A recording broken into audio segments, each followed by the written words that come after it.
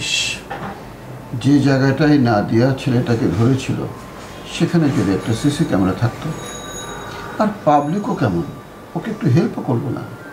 একটু হেল্প করলে কিন্তু সব হয়ে যায়। আচ্ছা, একটা গোপন খবর জানো? কি খবর? আনিকা ম্যাডাম তো পালিয়ে এসেছে। কি বলো তুমি? কোথেকে শুনলে? কিছুক্ষণ আগে আমার শিশির সাহেবের সাথে কথা হয়েছে। শিশির সাহেব তো সেরকমই ইঙ্গিত করলেন। আনিকা ম্যাডাম কোথায় আছেন? কোথায় আছে সেটা জানি না, তবে আমার মনে হয় সে তার বাসাতেই আছে। আর যাবে বা কোথায়? আনিকা ম্যাডামের সঙ্গে দেখা করলে জানা যাবে ওনাকে কোথায় আটকে রেখেছিল। তাহলে মন্টু সম্পর্কে জানাও সহজ হয়ে যাবে। তোমার কি ধারণা আনিকা ম্যাডাম পালিয়ে আসার পর বিগ বস মন্টুকে সেখানেই রেখে দেবে? আচ্ছা, সেখানে না রাখো, তারপর একটা ইনফরমেশন তো পাওয়া যাবে। তা হয়তো পাওয়া যাবে। মন্টু আসলে একটা অপদার্থ। আরে আনিকা ম্যাডাম পালিয়ে আসলো, তুই পালিয়ে আসতে পারলি না? আরে তুমি কোন ধরনের কথা বলছো? কে কোন পরিস্থিতিতে আছে না আছে সেটা কি তুমি আর আমি এখানে বসে জানতে পারছি? এটা না জেনেই তুমি আন্দাজে এই ধরনের মন্তব্য করছো কিভাবে? বলো এরকম কথা, বলো তো। ওর সম্বন্ধে আমি জানি, ও কোনো কাজ পারে না, শুধু একটা কাজ পারে, কি করে মেয়েদেরকে পটাতে হবে। তোমার কথাবার্তা শুনলে না আমার এখন মেজাজ খারাপ হয়ে যাচ্ছে, বুঝছো?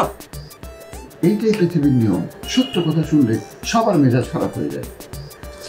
উফ, উদ্ভট কথাবার্তা বাদ দাও তো। আজই তো তাহলে আনিকা ম্যাডামের সাথে দেখা করা দরকার। দেখা করতে পারলে তো ভালোই হয়। দেখা করবার আগে আনিকা ম্যাডামের ভাই ভাবির সঙ্গে একটু কথা বলিনি?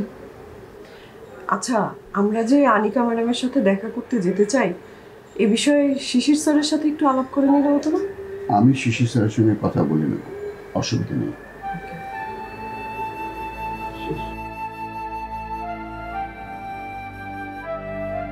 না ভাবি, তুমি ভাইয়ের কোনো খোঁজ জানো? কেন, কি হয়েছে তোমার ভাই? না মানে অলির সাথে নাকি আজকে ভাইয়ের অনেক বড় গন্ডগোল হয়েছে। আমার এক বান্ধবী ফোন করে বললো ওরা নাকি অনেক গোলাগুলি আর বোমাবাজির শব্দ পেয়েছে। এ আর নতুন কি? তোমার ভাই তো মাঝে মধ্যে এসব করে থাকে। না মানে আমি ভাইকে ফোন দিয়েছিলাম, ভাইয়ের নাম্বারটা বন্ধ আসছে, তো আমার খুব চিন্তা হচ্ছে ভাবি। লিসেন রথি, আমার এইসব নিয়ে আর টেনশন হয় না, আমি টেনশন করা বন্ধ করে দিয়েছি। আর তোমার যদি বেশি টেনশন হয় তুমি বাইরে গিয়ে তোমার ভাইয়ের খবর নিয়ে আসো, যাও। ভাবি আমি জানি ভাইয়া তোমাকে জোর করে তুলে এনে বিয়ে করেছে, তুমি এই জন্য ভাইকে কখনো ক্ষমা করতে পারবে না। কিন্তু অনেকদিন একসাথে থাকলে একটা প্রাণীর জন্য কিন্তু মানুষের মনে মায়া তৈরি হয়। তোমার কি এতদিনে ভাইয়ের জন্য এতটুকু মায়া তৈরি হয়নি? এই জীবনে মনে হয় সেটা আর কোনোদিন সম্ভব না রথি, আই এম সরি।